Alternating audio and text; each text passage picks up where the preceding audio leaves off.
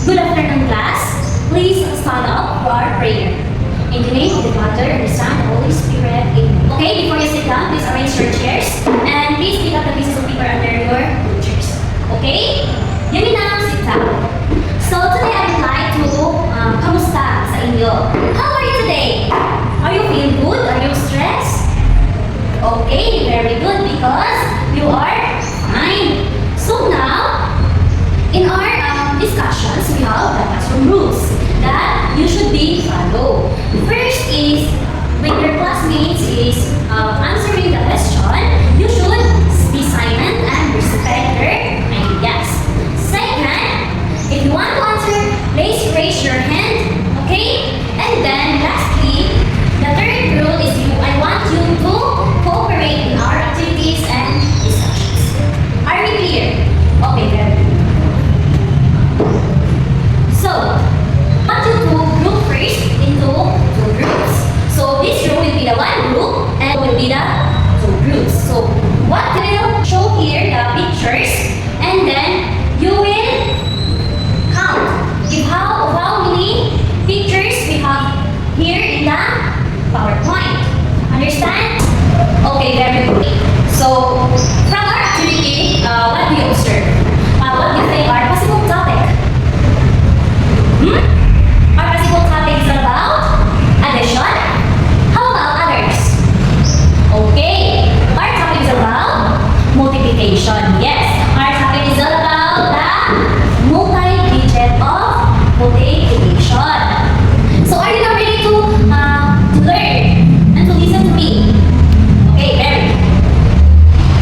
So, our learning objectives at the end of the lesson is that the students will be able to, you will differentiate the standard algorithm and the lattice method and multiplying multi-digit numbers. Number two, you are able to solve the multi-digit multiplication using the lattice method correctly. And next, you are able to appreciate the importance of multiplication in solving the real-life problems.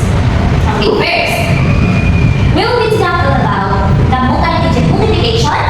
The multi-digit multiplication is the process of multiplying numbers that have 4 or more digits. And we have the two methods in multiplying numbers. First is the standard algorithm. The standard algorithm is the traditional way most people learn in school and step-by-step and safety method. So, the standard algorithm is known, diba? Did you familiar with the standard algorithm? Okay, very good. Like for example, 21 times 3 equals 63. Why it becomes 63? So first, you will multiply the first right numbers. The right numbers will multiply. So 1 times 3, 3. And then you will multiply the first number to the second number to the up. This is the below number and this is the up number. So 2 times 3 equals 6. So all in all, the answer is 6. We have here another example. First, we will multiply the ones. This is the ones, tens, and hundreds. So, first, 6 times 4, 24. So, we will carry 2 and then bring down 4. 6 times 2, 12. Plus 2, 14. So, you will carry 1 and bring down 4. So, 6 times 3, 18. Plus 1, 19. That's why we have 1,944. Next, step 2. We have 2. Dito na rin tayo sa second number. So first, 4 times 4, 16. So you will bring down here the 6 and you will carry 1. So 2 times 4, 8 plus 1, 9. So we have here 9, we'll bring down 9. And 3 times 4 equals 12. So that's why we have here that 12. So now we will add on. So 4 plus 0 equals 4. 4 plus 6, 10. So you will carry 1 and bring down 0. So 10 plus 9, 19. So we will bring down the 9 and we will carry the 1. So 1 plus 1 equals 2 plus 2 equals 4. Then we will bring down the 1. So that this is the final answer. So we have the lattice method. When we say the lattice method, it's a visual way of multiplying numbers using a grid. Each box in the grid is divided diagonally to organize the tens and ones digits of the products. So we have here the example.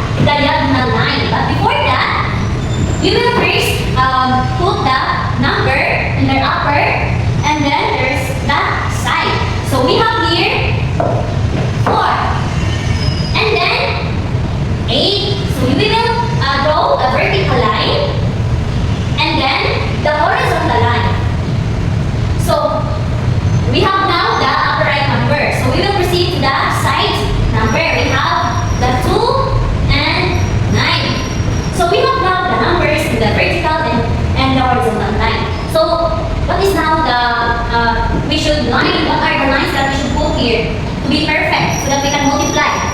So we will draw the diagonal line. So first, here, draw the diagonal. Make sure this is your line. It is the same as this line.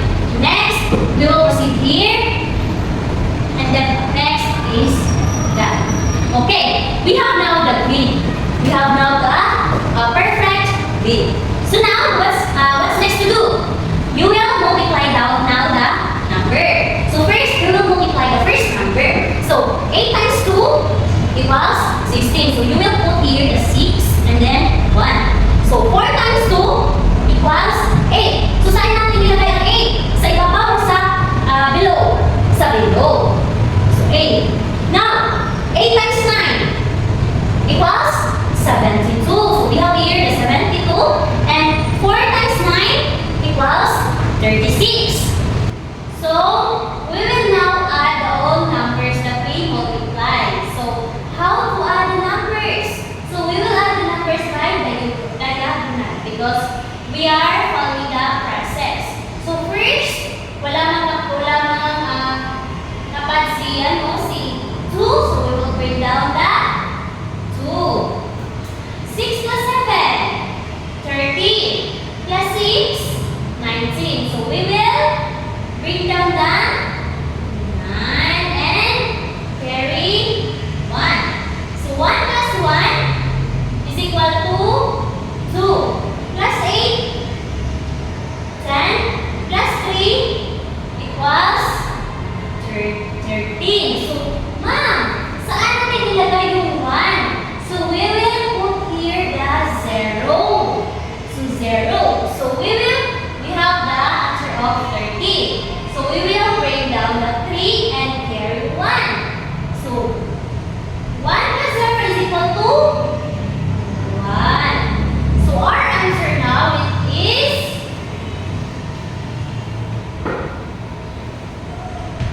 1,392. So this is our final answer.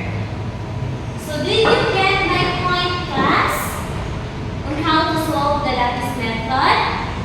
The lattice method is the easiest way to solve. Unlike the standard algorithm that we will solve long way. Did you understand, class? Which part of this our discussions or example that you can't understand or you are confusing? Okay? Just approach me. Kasi may activity tayo later. Kaya, dapat na alam niyo kung paano i-solve. Let's proceed now to the activity. So, for each group, let's try these numbers to solve. Okay. For group 1, 136 times 12. So, please write the 136 times 12 to your calculator. Okay, you have a calculator, class? If you don't have, I will give you. Okay, you have. So, please copy this number. And you will solve that by using the lattice method correctly. Okay? Okay. And then, for group 2, 234 times 13. Please write on your bound paper. I will give you 5 minutes to solve the number using the lattice method correctly. Okay? Okay. Okay.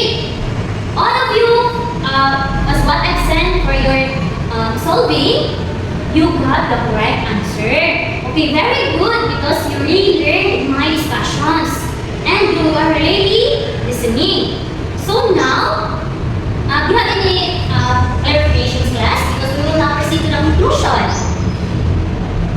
Okay? Wala na? Naintindihan na ba natin ba ang lahat? Anong difference between the standard algorithm and the lattice method? Okay, very good kasi naintindihan talaga. Nakikinig talaga ang aking mga bata. So,